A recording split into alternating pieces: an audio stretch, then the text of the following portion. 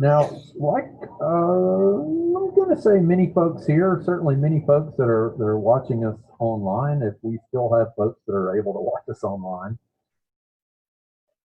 I grew up with a TV show called The Beverly Hillbillies, and it was just a lot of fun. And I wonder sometimes if I didn't connect with that a little bit more because I was in a very rural setting growing up, living out on a farm, and we'd go out and I'd take the 22 down to kind of plink around at the bottles that were out in the field and stuff like that, or we kind of had our own little garbage area.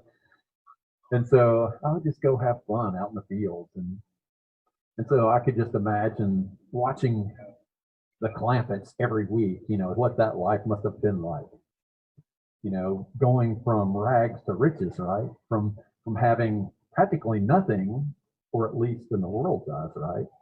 But in their eyes, they thought they had everything. Why would we leave this wonderful place to go somewhere else like Beverly Hills? That just seems strange to them. And it seemed kind of strange to me too, but also pretty amusing along the way, right? And so we were treated to this wonderful story of a family who kind of wrestled with what was going on in the cultures, and wrestled with how to live gracefully in situations that weren't very graceful. So I think that speaks well to us today, because in this time, more than any other time that I remember seeing in my life, I mean, granted, I'm a pretty young man, but some days I don't feel so young. And I know that these days are the craziest days that I've ever seen. It's the most frustrating. And no matter where we are, no matter whether we still have a job, no matter whether things are going well, there's still so many things that cause us extra frustration. Even if it's wearing a mask, right? Where we know that it's important to wear a mask because it's one way that we care for each other. By wearing a mask, it's a way that we are caring for those that are around us. But it sure doesn't make it fun to do, right? I mean, it might be fun for the first 10 minutes or so. You may say, oh, I bet I could drive up to a bank and really give them a good scare right now. But these days, when you drive up without a mask, that's scarier, right? And so Terry's over there shaking her head, goes, no, bad idea, bad idea. But I just appreciated the Clampetts and their approach to life, and that show, and I just remember some of Jed's sayings like "wee doggies." Now I don't know about you guys, but I personally have said a wee doggy or two in my day, and it's just know that when you're busting down through a big old whitewater rapid and you're going wee doggies, you're having the time of your life, right? But another saying that Jed used pretty often was, what in tarnation? Especially when they arrived in Beverly Hills, and it was a whole different lifestyle, a whole different culture, a whole different way of doing life out there. And Jed was constantly, even if he wasn't saying it out loud, was just looking around going, what in tarnation? I wonder too if that's not what the disciples were thinking when Jesus told some of his parables.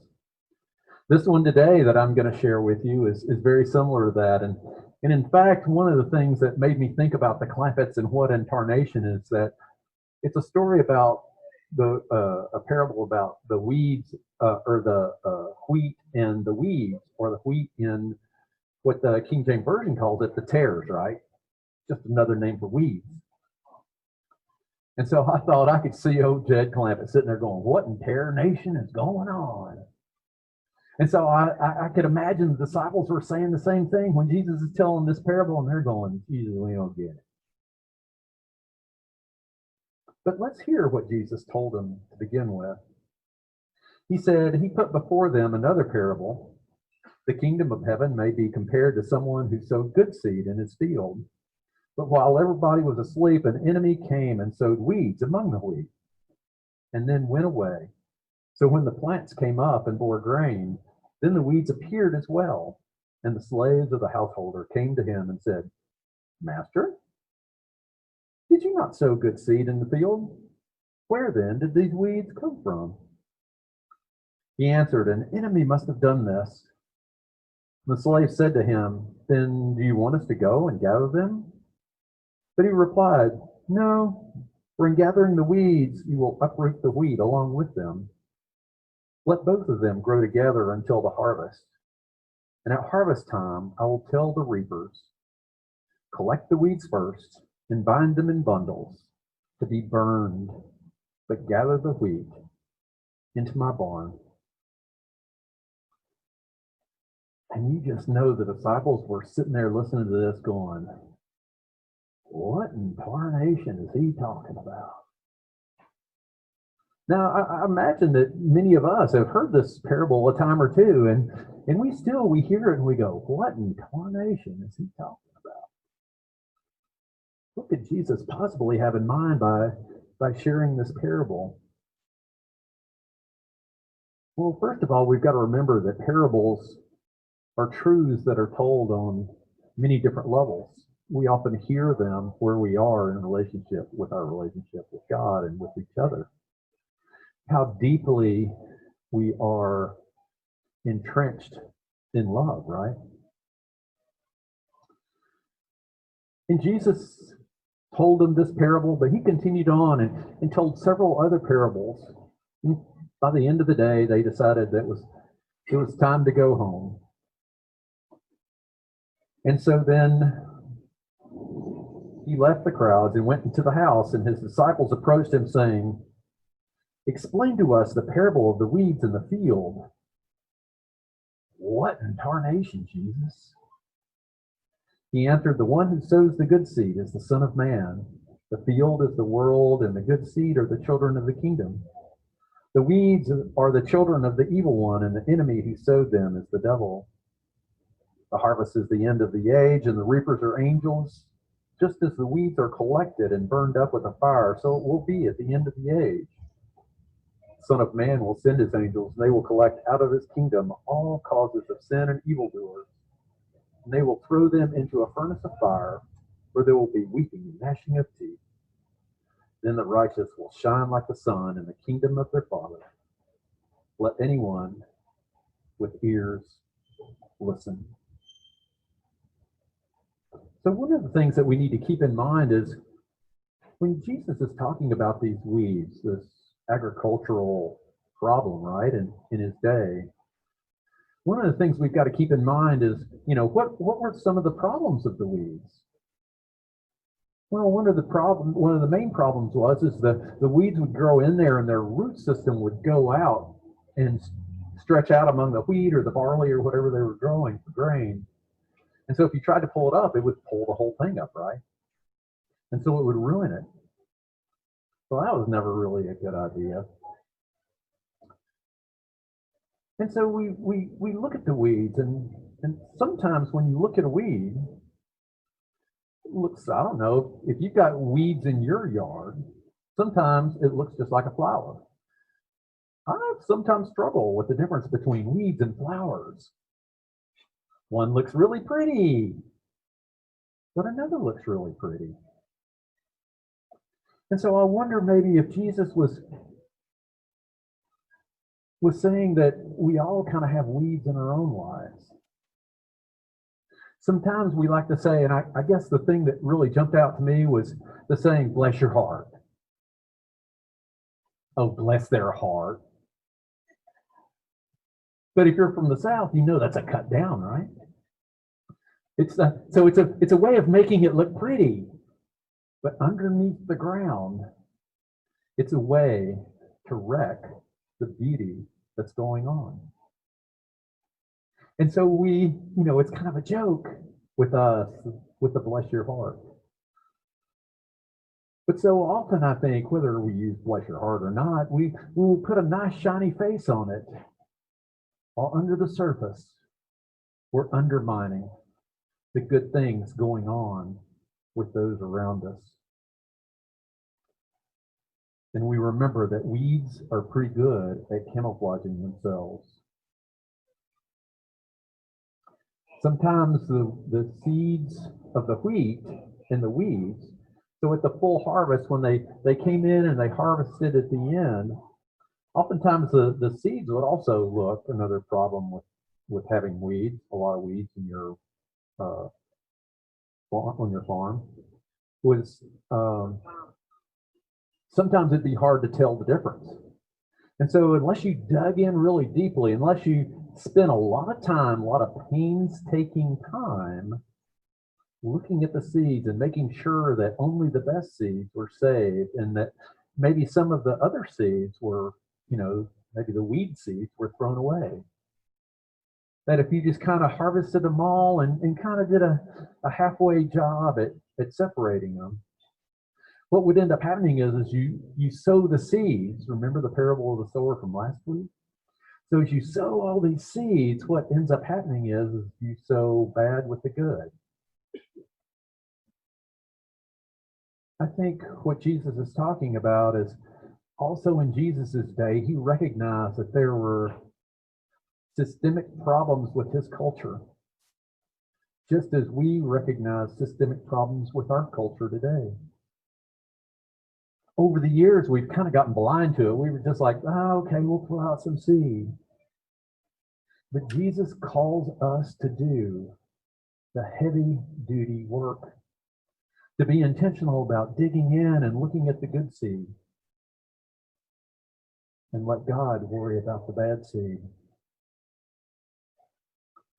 We often hear this parable is an us and them parable, but it's an us parable. It's an all of us parable, isn't it? Because as much as we would like to, we'd like to say that we are the good, we're the wheat. We're all the good. And those guys, those are the weeds over there. Keep them separated from us. But Jesus reminds us that we all have a little bit of wheat and a little bit of weeds in us.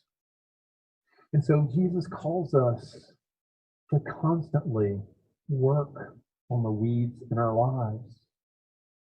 How do we separate this evil from the good? How do we